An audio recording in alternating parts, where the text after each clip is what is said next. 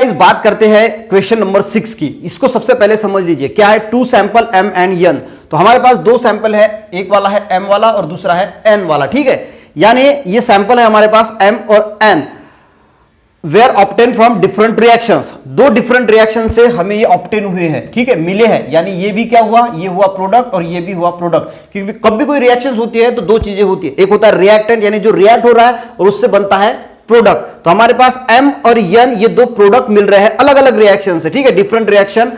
The details about the reaction are as follows. हमें क्या मिल रहा है, स्लैक लाइन जो है वो मिल रहा है। देखिए स्लैक लाइन के m एंड n 2 प्रोडक्ट है वो डिफरेंट रिएक्शन से मिल रहे हैं। तो यहां पे इन्होंने डाटा दिया है, सैंपल m का मास है 7 ग्राम, मास ऑफ कंस्टिट्यूएंट ऑक्सीजन और mass of constituent calcium. Oxygen और कैल्शियम बना के जो है वो रिएक्शन होकर स्लैक लाइन जो है वो बन रहा है। अब गाइज इसका जो मास है वो 7 ग्राम है। देखिए यहां पे इसका मास 7 ग्राम है। जो ये वाला क्या हुआ, ये हुआ प्रोडक्ट हमारा।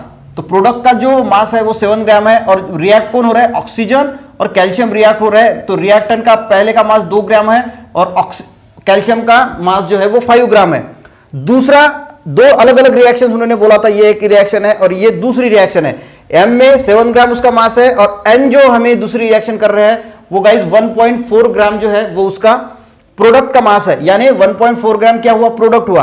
और रिएक्टेंट कौन थे, यहां पे रिएक्टेंट ऑक्सीजन था और कैल्शियम था। तो ऑक्सीजन कितना था 0.4 ग्राम और कैल्शियम था 1.4 ग्राम और इससे हमें मिला 1.5 ग्राम। तो ये रिएक्शन कैसे हुई, देखिए सैंपल m मास का 7 ग्राम, प्रोडक्ट का मास है 7 ग्राम, तो रिएक्टेंट 2 ग्राम होगा ऑक्सीजन, ये 5 ग्राम होगा 2 और मिला के हमें 7 ग्राम। यानी ये होगी हमारी एक रिएक्शन। दूसरी रिएक्शन n की, प्रोडक्ट का मास कितना है 1.4 ग्राम, तो ऑक्सीजन और कैल्शियम रिएक्ट हो गए और ये 1.4 ग्राम जो है वो हमें मिलेगा। यानी 0.4 ग्राम जो है वो यहां पे ऑक्सीजन का मास है और 1 ग्राम जो है यहां पे ऑक्सीजन का जो है वो 1 है, सिर्फ 1.4 नहीं है, यहां से मैंने गलती से लिख दिया होगा, तो ये 1 है सिर्फ, ठीक है। तो इसका है 1, तो टोटल मिला के कितना हो गया गाइस, टोटल मिला के हो गया 1.4 ग्राम। तो आपको यहां पे क्या चीज नोटिस हो रही है, नोटिस गाइस ये करना है कि जितना मास रिएक्टेंट का है उतना ही जो है वो प्रोडक्ट का है। यहां पे जितना मास रिएक्टेंट का है उतना ही मास प्रोडक्ट का है। तो लास्ट में इन्होंने पूछा है कि कौन सा which law of chemical combination does this prove. तो कौन सा लॉ जो है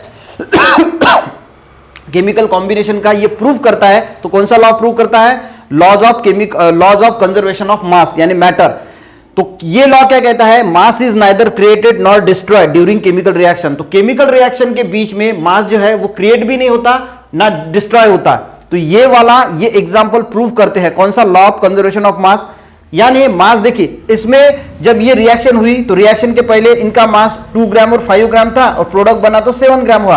तो इसमें कोई मास ऐड हुआ क्या, नया मास कोई ऐड भी नहीं हुआ और कोई डिस्ट्रॉय नहीं भी हुआ। जितना रिएक्टेंट का मास था उतना ही प्रोडक्ट का मास बना। यहाँ पे भी जितना रिएक्टेंट का मास था उतना ही प्रोडक्ट का मास बना।